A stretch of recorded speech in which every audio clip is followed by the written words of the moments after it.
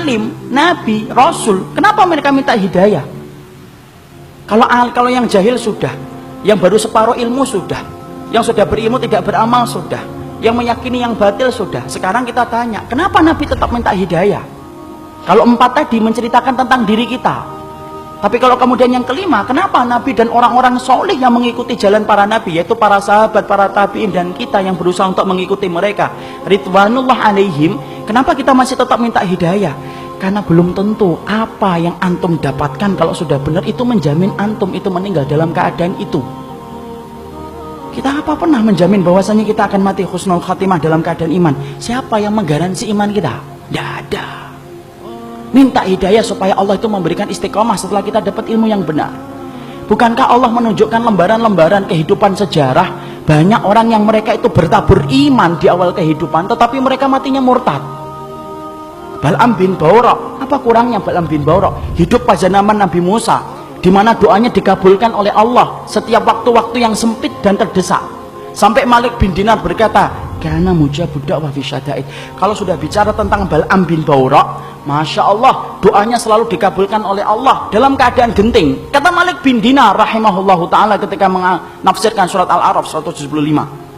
Tapi matinya murtad.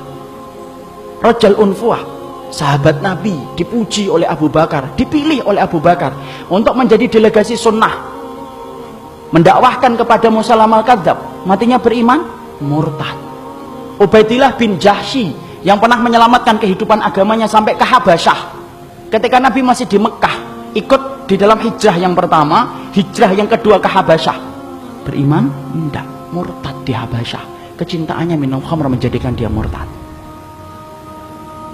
Seorang muadzin yang diceritakan oleh Imam Qurtubi, murtad ketika kemudian tergiur dengan pesona seorang wanita yang dia lihat ketika adzan di tempat yang tinggi. Orang dulu ketika adzan naik ke tempat yang tinggi, melihat seorang wanita begitu cantik turun, ini gentle dia ini, turun, dia katakan dia cinta sama wanita itu. Wanita itu berkata, tidak bisa kami nerima kamu karena kami Nasrani dan kamu Muslim. Loh, dengan apa saya bisa diterima? Berpindah kepada Nasara. Pindah, ikhwan. Murtad, meninggalnya di hari dia meninggal dunia, akan mencampuri istrinya, naik ke atap, kemudian jatuh. Belum sempat mencampuri wanita yang menjadikan dia murtad. Siapa yang menjamin? Ini yang kemudian kita khawatirkan. Minta terus hidayah. Kenapa kita minta hidayah walaupun kita itu sudah memelihara jenggot, sudah kemudian ngaji, istri kita sudah kemudian berhijab yang syar'i, kegiatan kita sering datang ke kajian ilmu, bertemunya kita dengan orang yang solih, terus kita menjaga hangatnya iman. Tapi kenapa kita tetap minta hidayah walaupun ikhtiar sudah kita lakukan? Karena tidak ada yang menjamin antum akan masuk surga kecuali Allah. Ya, makanya sampai dikatakan oleh Rasulullah, ada di antara kalian, fa inna ahadakum la ya'malu bi amali ahlil jannah hatta yakuna bainahu wa bainaha illa dhira'un fayasbiqu alaihi alkitab fayamalu bi amali ahli nari hatta yadkhuluha. Makanya sampai Nabi beliau bersabda, ada di antara kalian yang melakukan amalan surga sampai antara dia dengan surga tinggal sejengkal, tinggal sejengkal ikhwan. Satu amalan tak langsung masuk surga itu harusnya, tapi ternyata catatan takdir mendahului apa yang dia lakukan. Lalu kemudian di akhir kehidupannya melakukan amalan penduduk neraka hatta yadkhuluha, sampai dia masuk ke neraka itu.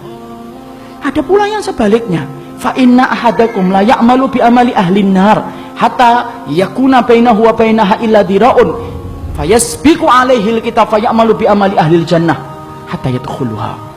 Nabi kemudian berkata sebaliknya, ada pula di antara kalian yang melakukan amalan penduduk neraka, terus sampai antara dia dengan neraka tinggal sejengkal tak, kata Nabi. Tetapi catatan takdir mendahului apa yang dia lakukan. Dia melakukan amalan penduduk surga sebelum meninggal dunia, lalu kemudian Allah masukkan ia ke dalam surga. Antum tahu Usairim bin Abdul Ashhal? Usairim bin Abdul Ashhal, seseorang sahabat yang dikatakan oleh Nabi sebagai penduduk surga, tapi keningnya tidak pernah dipakai untuk bersujud kepada Rabbnya. Karena apa? Masuk Islamnya belum ada 24 jam.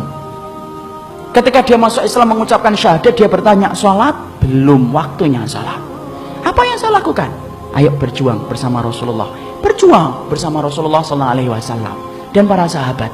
Ketika kemudian dalam peperangan tersebut Allah takdirkan dia meninggal dunia. Ketika meninggal dunia, Maka rame para sahabat membicarakan tentang Utsairim bin Abdul Asyhal. Sampai Abu Hurairah berkata, inilah penduduk surga yang belum pernah menempelkan keningnya untuk mencium bumi bersujud kepada Allah. Itulah Utsairim bin Abdul Asyhal. Siapa yang jamin, ikhwan? Jangan sombong kalau kita hari ini sudah ngikut Pak. Jangan sombong ketika kita hari ini sudah ngaji. Belum tentu itu akan menjadi jaminan bahwasanya itu menjadi keimanan kita ketika meninggal dunia. Jangan magrur. Apa itu magrur? Tertipu dengan amalan kita, merasa bahwasanya amalan kita itu akan pasti menjadikan kita masuk surga. Siapa yang jamin? Minta hidayah kepada Allah supaya kemudian kita diberikan oleh Allah. Kalau antum betul-betul orang yang solih, supaya hidayah yang antum minta menjadikan antum diberikan istiqomah sampai antum meninggal dunia. Itu yang kita minta kepada Allah. Inilah pentingnya hidayah. Makanya di dalam kehidupan kita sampai Allah terangkan doa yang pertama bukan doa meminta ampunan. Doa yang pertama bukan meminta surga. Doa yang pertama di dalam Al-Quran bukan meminta perlindungan dari neraka. Tapi doa yang pertama, ikhwan, antum sebagai hambanya Allah diajarin oleh Allah. Kita diajarin oleh Allah minta hidayah. Karena kalau antum sudah dapat hidayah, antum diampuni oleh Allah. Kalau antum sudah dapat hidayah, antum dimasukkan surga oleh Allah. Kalau antum minta hidayah, antum akan dijaga dari api neraka. Dan itu didahului dengan hidayah.